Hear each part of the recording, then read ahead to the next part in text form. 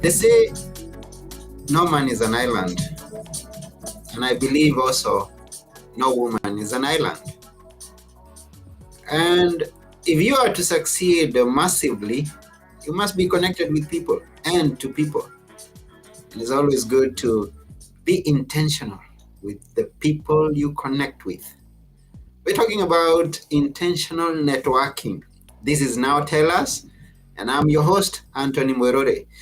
At Now Tell Us, we always have guests come and tell us stories. They come and inspire us. They come and educate us on a subject. And today, we have a beautiful lady who's coming to tell us about networking. Her name is Jocelyn Chong. If you're eager as me to hear what she has to tell us about networking, please come and join me as we go and meet her. Here we go.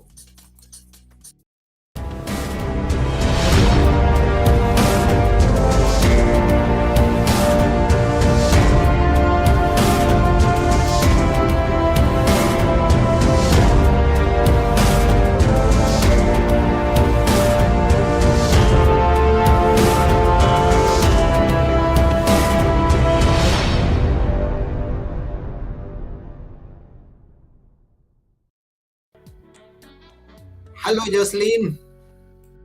Hi, How are you? I'm great. Thank you for Yeah, having me. welcome to our show. Thank you so much for having me. Yes, and we are excited to have you here on our show today. Now Tell Us is the show, and we are eagerly waiting to hear what you have to tell us. Now, can we start by knowing where you are?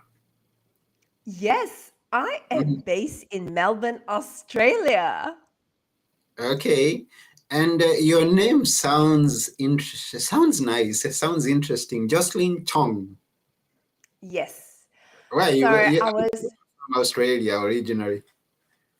I was born and raised in Malaysia.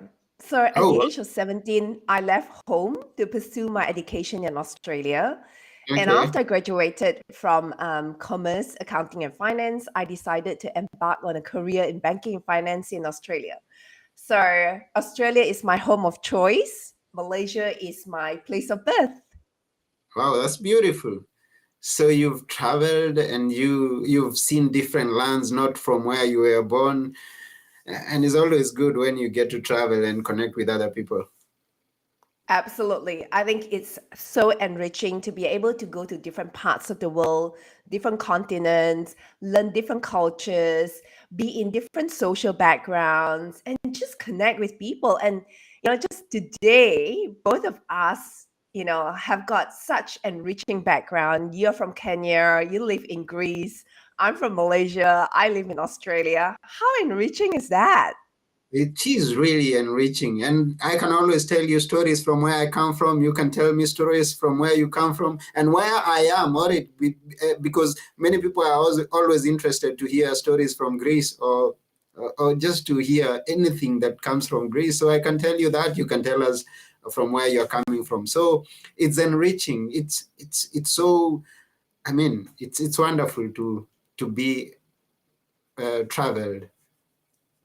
Exactly. And I love traveling. Mhm. Pre-COVID, I traveled every single year, at least, twice or three times a year. And I'll go to different countries just to immerse myself in the culture, in the food, in the way of life, the weather, the time differences. And I actually do like when you go to different country where the time differences is allowing your body clock to sort of reset. And I find that really powerful. And that was one thing that, throughout COVID, we are obviously in lockdown, and Melbourne was one of the most locked down cities in the world. And my Mhm. body didn't have that opportunity to be disrupted by time differences. I Okay. was away in December 2022. And, in Malaysia, obviously, there's about 3.5 hours to 4 hours difference. And that was so healthy. And it Mhm. allows your whole body to just like be disrupted, the sleep pattern, obviously the culture, the food, the environment, the people, the currency. your mind starts to think differently. And I find that so healthy. At least that's for me. And that's why I love traveling and being in different parts of the world. Which other countries have you been to? I have been to most part of US, UK, most part of Europe. I've never been to Greece yet. Okay. Um, the Asian regions are, Japan, South Korea, Hong Kong, um, Southeast Asia like Thailand, Indonesia, Malaysia, Singapore, um, where else? New Zealand. Um, yeah, many parts Oh, of the wow. world. I envy you. I envy you. I haven't been such widely traveled myself, but I look forward to travel far and wide someday. I think it's going to be fun, especially Yeah, now, there's so many opportunities to visit different countries and people are so welcoming. So, yeah, do that. Plan for your next holiday. I will. I will. I should start doing so right now. Now, you're so passionate about networking. Tell us how it came to be. I love networking because I know that it is also marketing. So, for Mm-hmm, me, all of us are in some way connected to people, but I see networking as marketing. And so, whether you are networking for fun, for a social common interest, or you're networking for your business, either way, it is going out there, meeting people online, offline, and just really sharing what you're passionate about. mm-hmm, I wasn't good at that at the start of my networking career, I call it, because I didn't know what to do with myself when I'm in different environment. Apart from knowing my work inside out, I was like, mm-hmm, what do I do if I go into a group and I don't know quite how to navigate myself in that room? I'll be like in the corner, hoping that someone would come to me. And I learned very quickly that I need to be an active participant in an environment, and I get to choose that. And I get to prepare myself if I don't know everything about how I can place myself in a room. So, a good mm-hmm, question is, if you are walking into a bar, where will you be? Right? A lot of people might just be ordering a drink and sit there at the bar, or you mm-hmm. could be like a corner table, sitting at a corner, observing the whole environment, or you could be in a crowd. So it's a good question for our audience to think. Where are you? Are you surrounded by people, or are you alone, or are you at a corner, or are you at the entrance, or are you at the exit? You know? Yeah, good question to think. What would be the good place to be in your opinion? I would suggest, and this is my suggestion, if you are going into an environment that's social, Mm-hmm. make sure that you're surrounded by people. Okay. And you get to choose that because you want to be there to learn and to participate and to listen and to enjoy the environment. So, Mm-hmm, we if we surround ourselves in that social environment, you get to really understand what's the other party doing. You get to mm-hmm, listen to their conversation. You get to ask questions. You get to mm-hmm, contribute your opinion, your thoughts. You get to be more resourceful because when you have exchanges in the conversation, you walk away richer, better, you learn something, and you grow. So it's a great way to develop your own personal growth. And someone told me, and not once, not twice, I'm always hearing about this, is talking to strangers, talking to people you've not met before is one of the most scariest things that you can ever do. How was it at first when you started to interact with people, you go into those networking places? How was it? It's extremely awkward. So I speak out of my own experience. All of us grow up. So if you grow up in an environment where your family are always there, then it's easy. But my first experience came when I left home and I Mm-hmm, live in a country that I've never been to before. And I am adapting to a whole different climate, a whole different currency, a whole different social network. And I have a choice. Either I stay in my own spot and hide, or I can be active and use my time purposefully. So I Mm-hmm. decided to find communities that I can engage. And gradually, I learned to develop self confidence to connect with people, to ask questions, to participate. And it took time, it didn't happen overnight for me. And it Mm-hmm. also helped me overcome a lot of limiting beliefs. Number one is, sometimes we feel like, what question would I ask in the networking event? I don't want to offend someone, and I Mm-hmm. don't want to ask questions that make people feel uncomfortable either, right? So that Mm-hmm. could be one limiting belief. Second thing is we could fear rejection. So will people reject me if I share my opinions? Because some of us might be, a little bit more introvert and we don't know how to position Mm-hmm. ourselves, and we fear how people perceive us. And so we want to sort of retreat. That's another form of fear. Mm-hmm. The third one could be a fear of speaking up. Like, if I say something, I don't know how would I sound. How would other people judge me? I am not a good public speaker, and in a group, public speaking could be speaking to a group of 5 people, and I don't know them. Like, what would they be commenting about me? And so all that are all sorts of different limiting beliefs that we may hold. I Mm-hmm. know that different people hold different type of limiting beliefs.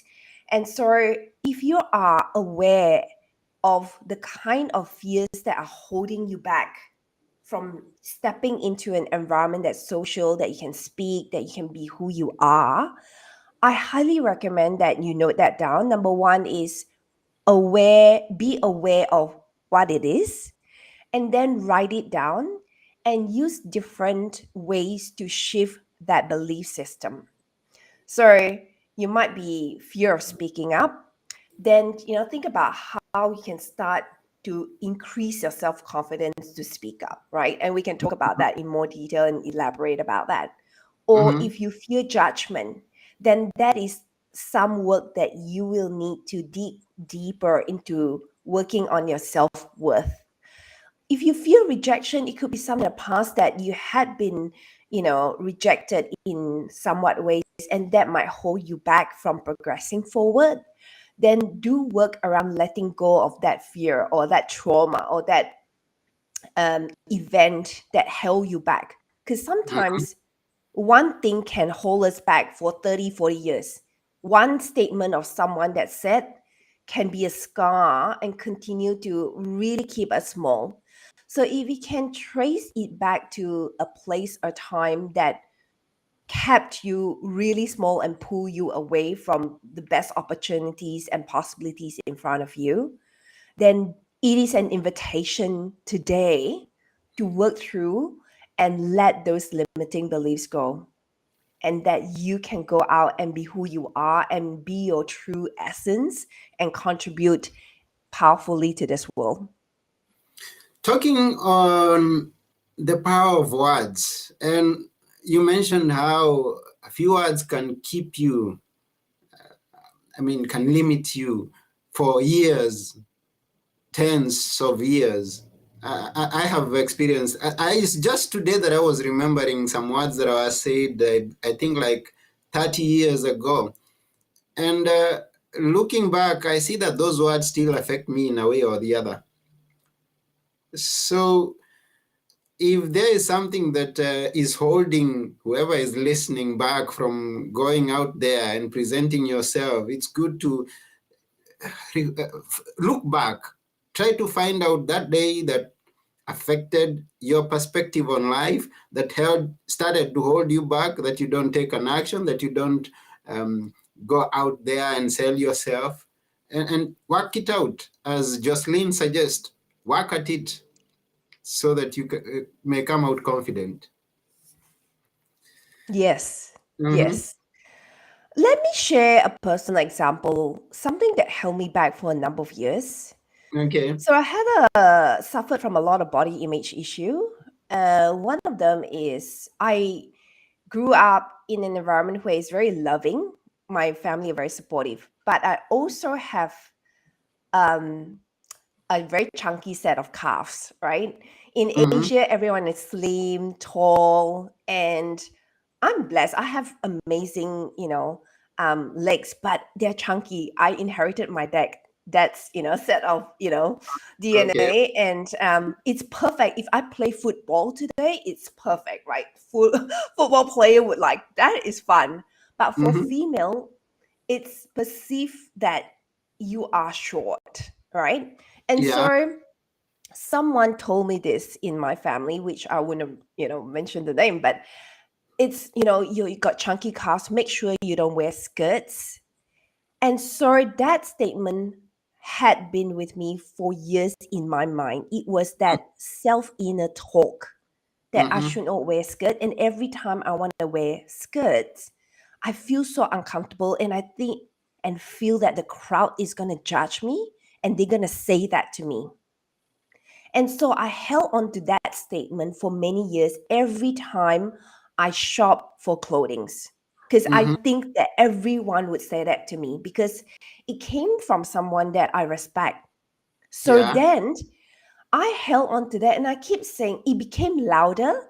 And like anything, right? If you give space to it, it can then become a very loud statement in your head. Sure. And so it impact the way I show up because I Okay. think that people, if I wear skirt, people would criticize and say, "Oh, you know what? You shouldn't be wearing skirt. You should be wearing pants." Mm-hmm. And for years and years, and I realized one day, and I started to learn about how to deal with limiting beliefs and all those statements that can hold you back in your life.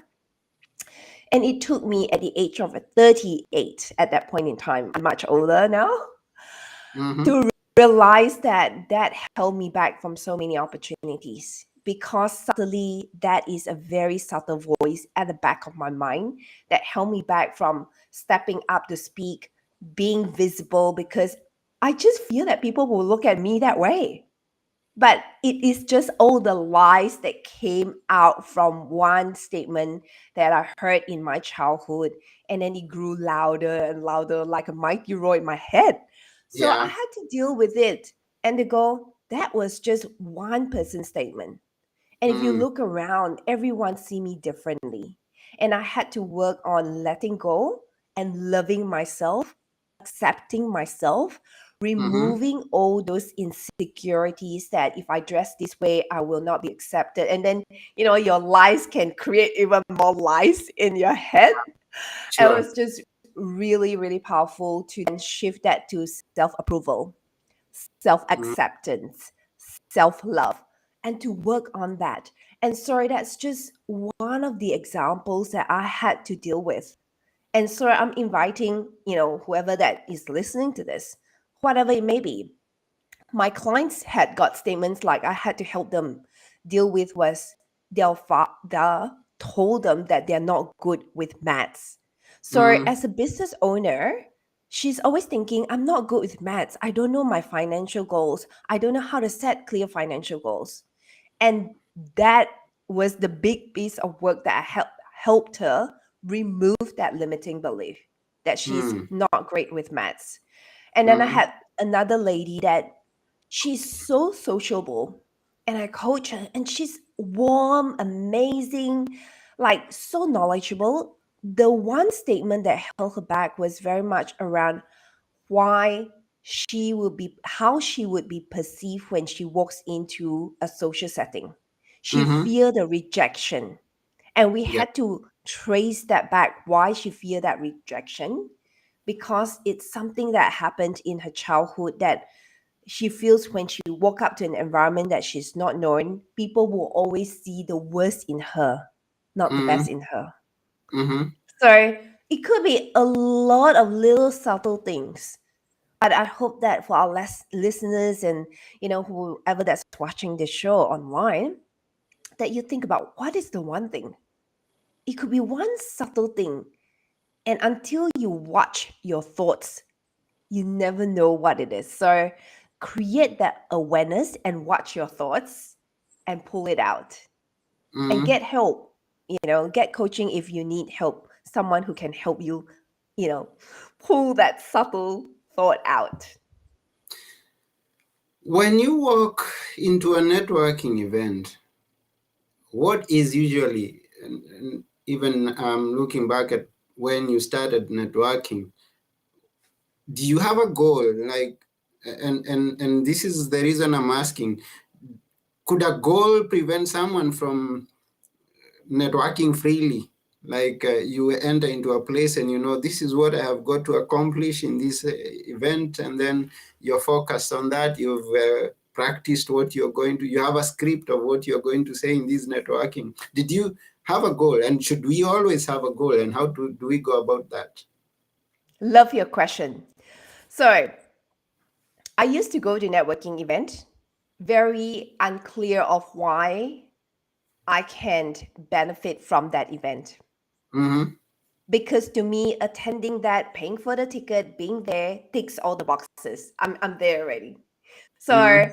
I wasn't intentional in the way I participated in the networking event.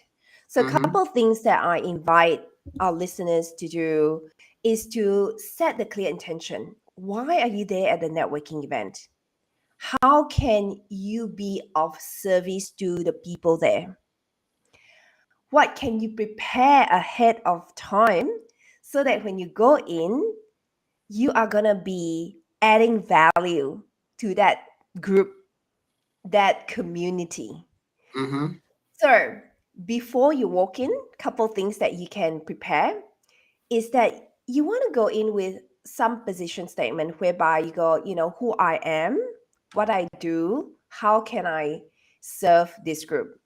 So do a bit of work and journaling around that. If you want a bit more prompt, there is a short masterclass on my website that you can watch. It's called How to Be a Magnetic Networker. And Mm-hmm. the workbook gives you the prompt to set yourself up for success. Number Mm-hmm. two, couple of other things that is very helpful is, people go to your social links like LinkedIn, Instagram, or Facebook or Twitter. And there is somewhat that social currency. They want to know who you are. So Yeah. if you got somewhere that you place your photos, make sure your photos are professional. They Mm. are not photos that are, taken 20 years ago and you're still using that photos. Right Mm-hmm. now, it's so very easy for us to update the photo to make sure that it is your current state. So that's the initial part that people want to know, because they are your credibility markers. If you want Mm. to be someone who is credible, you want to make sure that you present yourself as who you are, because a lot of people don't have that done, and that's so simple. And then there's Yeah. confusion when people go back and check, oh, I checked the LinkedIn profile and that's still quite an old version of the photos, right? So Mm-hmm. just update that, get a professional shot. If you don't want to pay for a professional shot, it's okay. All our cameras are so good at taking photos now. So, you know, Yeah.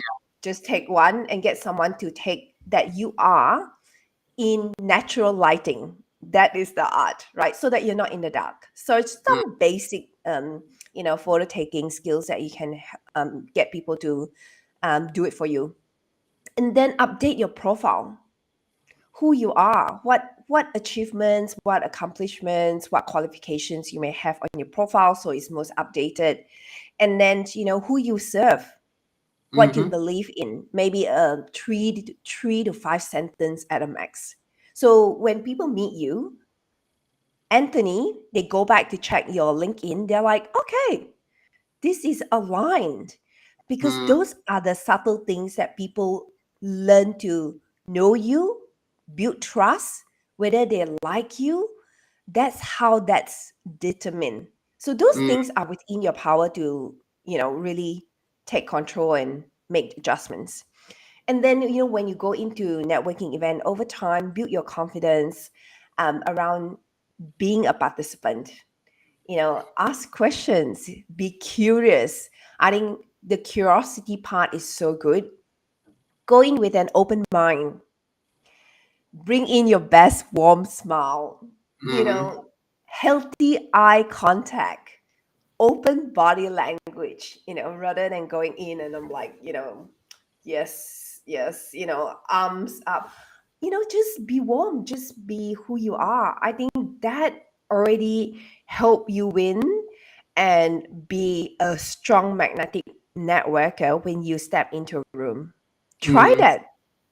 Try that and let me know.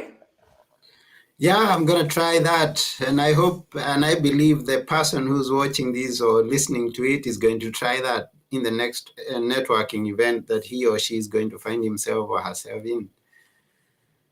Now, 2 years back, there was the restrictions and lockdowns. What were you doing? Where were you? How are you doing things back then? Great question. So 2 years back, while we were right in the lockdown. So for me, my lockdown was I can only go out anywhere 5 kilometers only, and we had 1 hour to go out a day. Mm-hmm. That was the kind of lockdown that I had. So Mm-hmm. how did I network then? I was so blessed. I took that opportunity to network globally, Okay. online. Mm-hmm. So I joined a lot of global group that was allowing me to connect with people. Now, the trick was, yes, the time zone was different because I'm in Australia. All my friends in the other countries are behind me. So I'm always ahead because of the time zone. I woke up 1 a.m., 4 a.m., 5 a.m. for networking events. And that's how I got to really connect with so many people from a global perspective. That's how I built my network. That's why my business is a global business now because of the work that was done 2, 3 years ago. So Yeah. it opened up a lot of opportunities and a lot of new friendships and connections with me now that it is just a way of life for me. So that was how I network. And then networking online was a real blessing because you could network with people from different parts of the world, in Europe, in Southeast Asia, in UK, in US. So it was just so enriching. And so online networking is different to in person because you are walking into a different crowd, but Mm-hmm. online when you are in a breakout room is what you say to, is how you are engaged. So the same thing applies around making sure that your profile and all things is updated, is because that's how they connect with you after the networking event online. So Yeah. I think it's really important that even now, like you and I are in different country and we are networking right now through this, show. So let's continue to do that effectively. Yeah, sure. Let's continue to do that effectively. I'm going to check your profile because I want to know what it is that you do. And this is what I'm sending. We are sending to the one who's out there.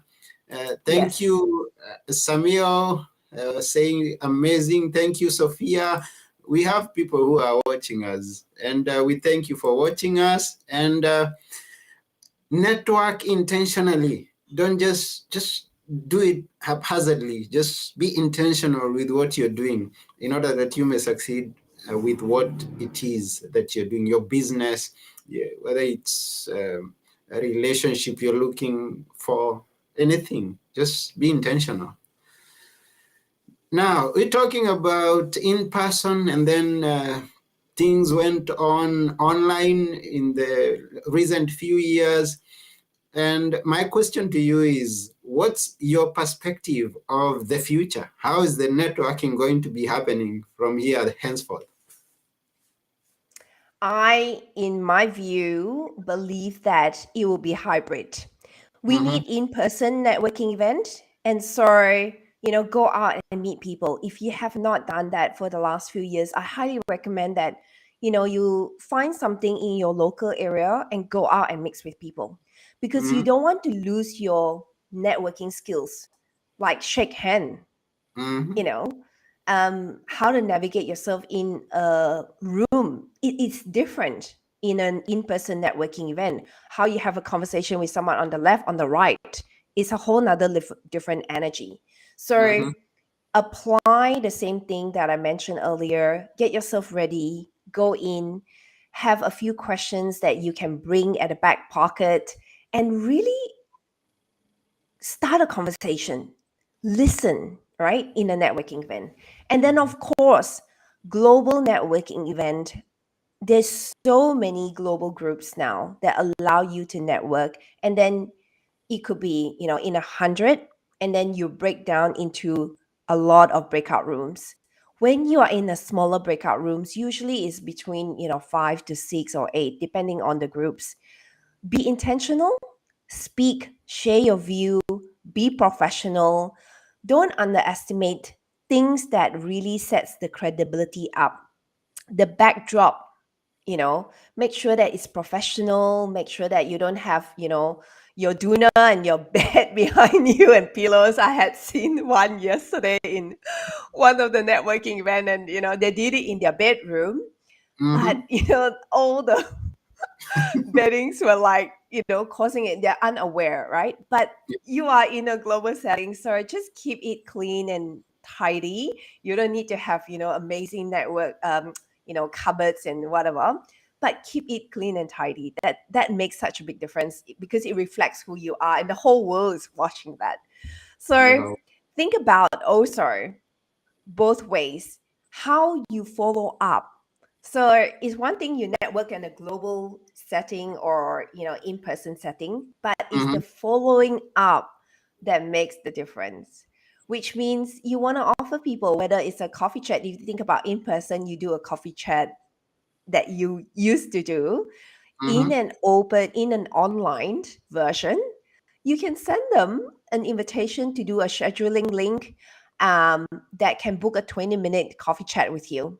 Connect with them, whichever platform that you use most: LinkedIn, Facebook, Instagram.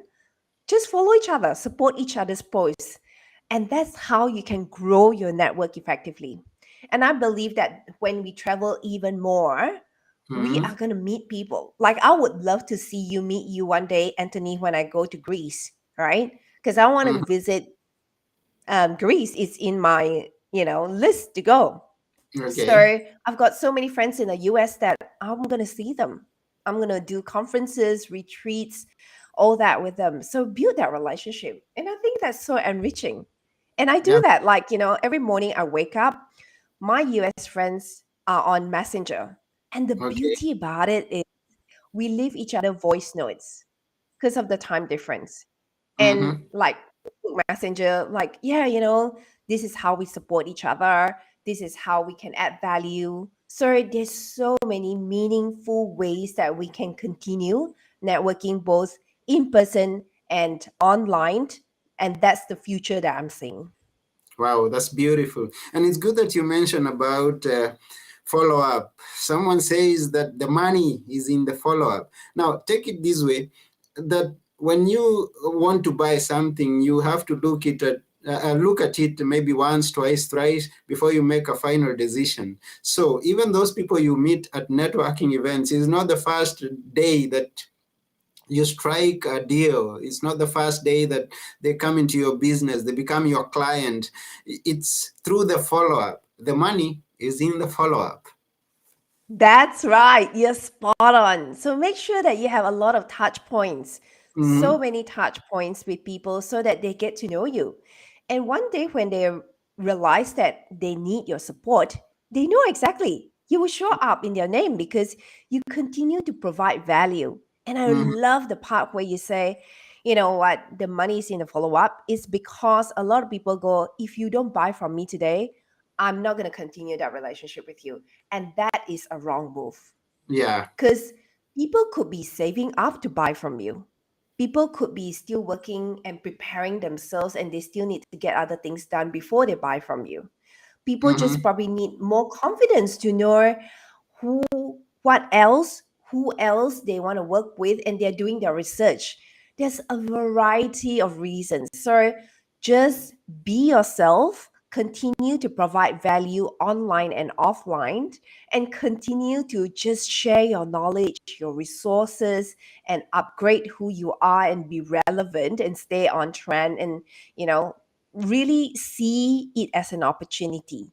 And if you see it as an opportunity and you have positive mindset, the rest will work itself out. Wow, that's cool. This is the beauty and the magic of intentional networking. Thank you very much, Jocelyn. You're so welcome. Yeah, and I know you've got so much more material that you can offer the person who's listening, an idea, an inspiration. How can they get to you? How can they connect with you? There's a number of ways that you can find me. So you can find me on my website. In my website, there's a tab called Free Resource. Go in there. There's meditations. There's chapter of a book that I wrote that you can download. There's mini classes that you can actually watch the master class about time management, about your niche market. There's several things there that you can just download and do it.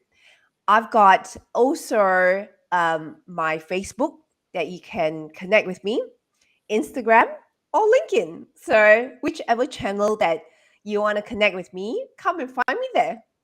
And I think they're asking themselves, what is her website?